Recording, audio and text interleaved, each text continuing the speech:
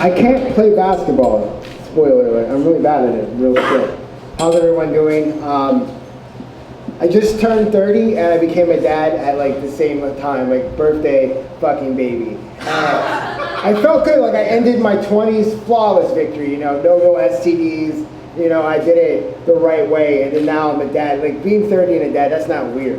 And it's like I'm reassessing my life because I have a person I have to be an example to, allegedly. So like, you know, like I'm trying to be less angry. I'm not petty. But the only reason I go to the gym is so I can outlive people I hate. And that's my motivator. It's just pure, unfiltered rage towards other people. It's weird. And I'm trying to like, it makes me really uncomfortable when homeless people say God bless you when you give them money. Because to me, homeless people are the only proof you need that God's not real. And then it almost feels like a curse. When they're like, God bless you, it's like, nah, dude, you keep those blessings. You need them. You live in a box. I'm good. I live in New York. I was running late to work, and this woman was talking to people. Like, I don't know, like when you live in New York, you're not supposed to make eye contact. Because if you do, it's like a Pokemon battle, and it's on. Like, you can't get out of it. And I looked at her, and she was like, sir, would you like to talk about Jesus? And I was like, no, I can't because I'm on my way to get coffee, and if I talk to you, I'll be so late to work. And she was like, do you mean to tell me coffee's more important than Jesus? Yes. And I was like, yeah. It's just coffee's done more for me than Jesus ever has. Coffee's real. And I looked at this old woman and looked at her wrinkles and looked at her like dead blue eyes. And I was like, oh my God, you've never had coffee before. So I smacked the Bible out of her hand and I took her to the Starbucks. And I was like, whatever you want. The road's your oyster. I felt like Willy Wonka. That's just where I'm at in my life. I was racially profiled recently, which was fun.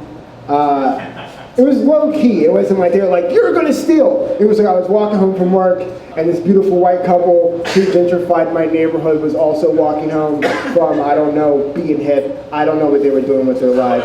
But they saw me, and they crossed the street.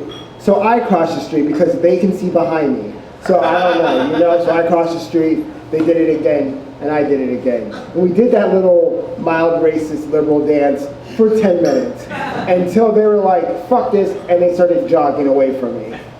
Which was frustrating for me because I ran track. I could totally catch them. Like if I was gonna kill you, this is like, oh, excuse me. No, I can still catch you. And I wanted to just like jog up, sprint up to them and be like, can still kill you. And then run back to where I was. Just to prove a point. It was so annoying. But like I get it, like the media like paints these pictures of black men and like gay, they do that and that's just fucked up. Like for me now, when I'm in a movie theater and a white guy walks in, panic attack, and I yell, he might have a gun! And you know, it makes me anxious. Or if I'm on a college campus and a white guy walks by, and I just go, he might have a gun! Or if I'm in public and I see a white guy, I'm like, he might have a gun! Because statistically, white men have killed more people in this country than a lot of things. Like right now, this crowd, I'm really uncomfortable because someone might have a gun. I'm glad that went well. Because it's like, oh, Davon, should I do that? Read the room. A lot of white faces. But I've been doing a lot. I used to do protesting, Black Lives Matter, but no one wanted to burn shit, so I just like got. Like I was always the guy like, let's burn a building, and I was like, you're too much, bro. Let's just lay down the street. I'm like, it's cold. Let's burn some shit. No one wanted to burn things, so I just found my new. I made my own thing. It's called Davon Free in the Black Community. Some people call it Davon waiting outside of shoe stores when Jordans are released, stepping on black people's new shoes.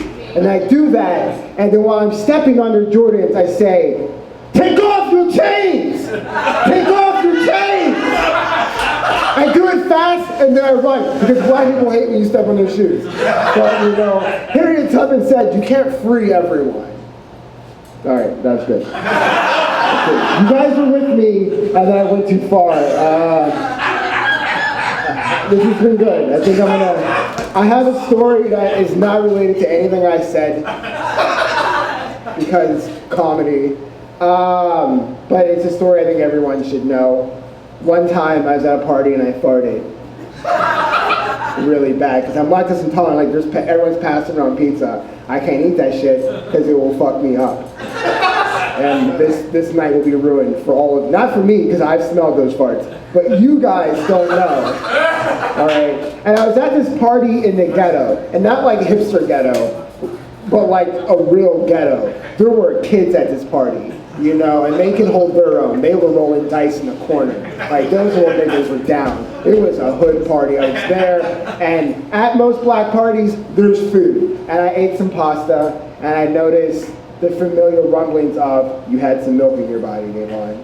And I was like, oh shit. And I looked at one of the little boy hosts, man, and I was like, hey, can you get the parent, the person that cooked? Get an adult, please. And the woman comes by, she's like, what's wrong? I'm like, is there milk in this pasta? She's like, why? Is you vegan? And I was like, no, I is not vegan. But I is lactose intolerant, and you've ruined this party for me. So I've done this drill before.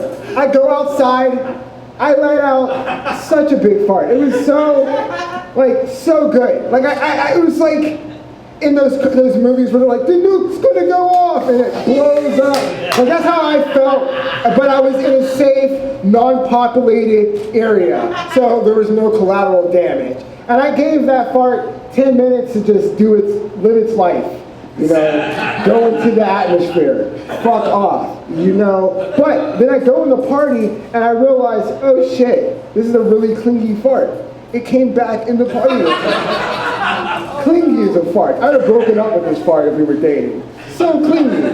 And so, hipster parties, you're used to weird smells. You're used to BO and petroleum and coffee bean diapers. You're just used to those smells.